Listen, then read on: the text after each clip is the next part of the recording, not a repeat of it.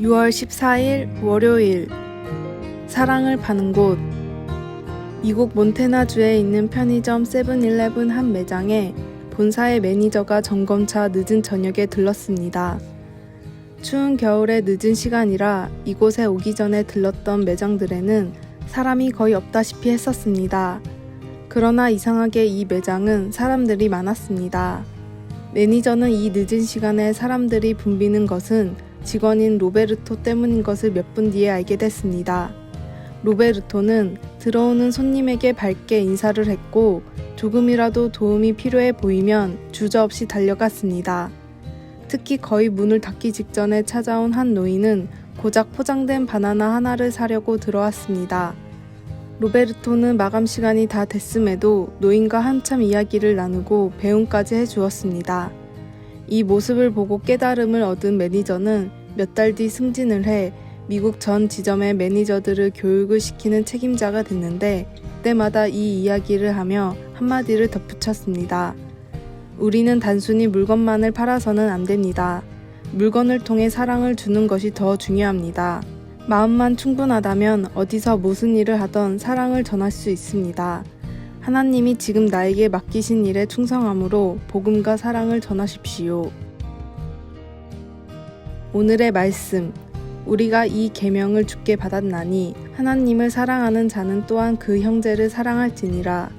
요한일서 4장 21절. 오늘의 찬송 17장. 사랑의 하나님. 오늘의 만나. 주님, 전하지 않고는 견딜 수 없는 사랑이 충만한 삶을 살아가게 하소서. 주님이 주신 일터나 장소에서 최선을 다해 사랑을 전합시다.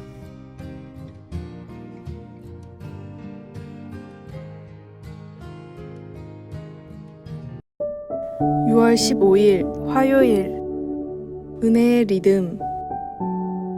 결혼한 지 66년 된 90대 초반의 한 노부부가 있었습니다. 그들은 자녀와 손주들 그리고 뒤에 올 후손들을 위해 가족의 역사를 기록했습니다. 엄마와 아빠로부터의 편지라고 제목이 붙은 마지막 상에는 그들이 배운 삶의 중요한 교훈들이 들어 있습니다. 그 중에 이런 말이 있습니다.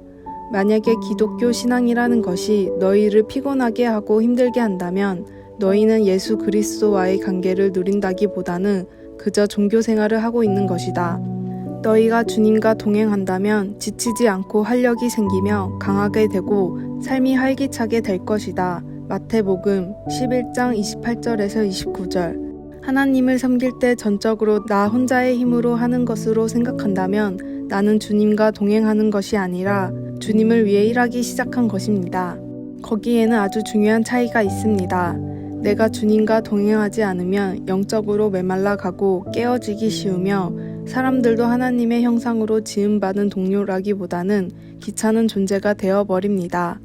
모든 것이 못마땅해 보입니다. 우리가 예수님과의 관계를 기쁨으로 누리는 것이 아니라 종교 생활을 한다는 생각이 든다면 그때가 바로 모든 짐을 내려놓고 주님의 자연스러운 은혜의 리듬에 맞추어 주님과 동행해야 할 때입니다.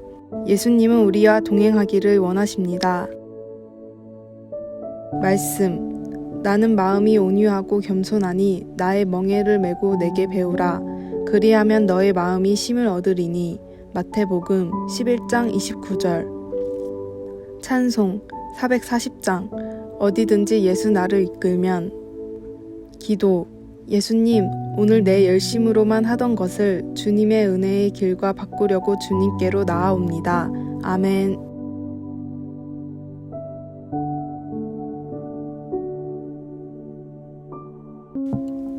(6월 16일) 수요일. 전쟁 중의 기도. 미국 남북 전쟁 중에 전사한 한 무명 병사의 수첩에서 다음과 같은 기도문이 발견되었습니다. 무엇이든 성취할 수 있는 힘을 달라고 하나님께 구했으나 약한 몸으로 태어나 겸손히 복종하는 것을 배웠노라. 행복하기 위해 많은 돈을 강구했으나 도리어 가난한 자가 됨으로 지혜를 얻었노라. 권력을 얻어 만인의 존경을 얻기 원했으나 소외된 자가 되어 하나님만 의지하게 되었노라. 내가 간구한 것은 하나도 받지 못하였으나 은연중 바란 것을 모두 얻었으니 주님은 나의 구하지 않은 것까지 응답해 주셨도다. 최초의 발견자에게 큰 은혜를 줬던 이 기도문은 점점 퍼져서 무명용사의 기도로 지금도 많은 은혜를 주고 있습니다. 최악의 상황에서도 변함없는 사랑을 고백하는 신앙인이 되십시오. 오늘의 말씀. 하나님의 사랑 안에서 자신을 지키며 영생에 이르도록 우리 주 예수 그리스도의 긍휼을 기다리라. 유다서 1장 21절. 오늘의 찬송 604장. 완전한 사랑. 오늘의 만나. 주님, 가장 힘들 때 가장 주님을 높여드리는 성도가 되게 하소서. 지금까지의 신앙의 여정을 담은 기도문을 작성합시다.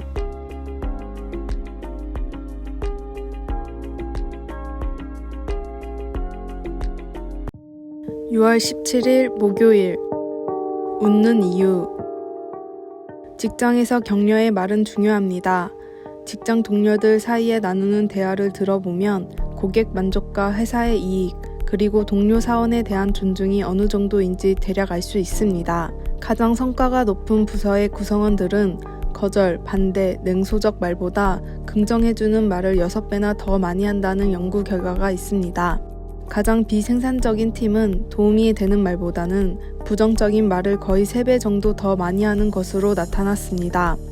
바울은 관계를 맺거나 결과를 만들어내는 데 있어서 말이 얼마나 중요한지를 경험을 통해 배웠습니다.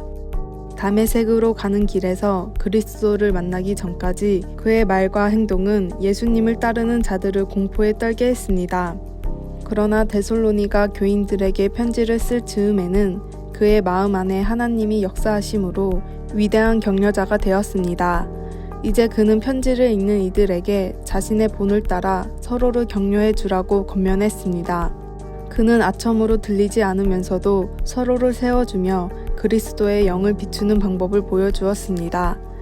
그 과정에서 바울은 그런 격려가 어디에서 비롯됐는지를 상기시켜 주었습니다. 그는 우리를 위해 죽기까지 사랑하신 하나님께 의탁함으로써 서로를 위로하고 용서하고 격려하고 사랑으로 권면할 수 있게 된다는 것을 알게 되었습니다. 데살로니가 전서 5장 10절에서 11절. 바울은 서로 격려하는 것이 하나님의 인내하심과 선하심을 맛볼 수 있도록 돕는 방법이라는 것을 우리에게 보여줍니다. 말씀. 그러므로 피차 권면하고 서로 덕을 세우기를 너희가 하는 것 같이 하라. 데살로니가 전서 5장 11절. 찬송 212장. 겸손히 주를 섬길 때. 기도. 하나님 아버지, 하나님께서 언제나 우리에게 주시는 긍휼과 자비를 우리가 다른 이들에게 조금이나마 베풀 수 있도록 도와주소서. 아멘.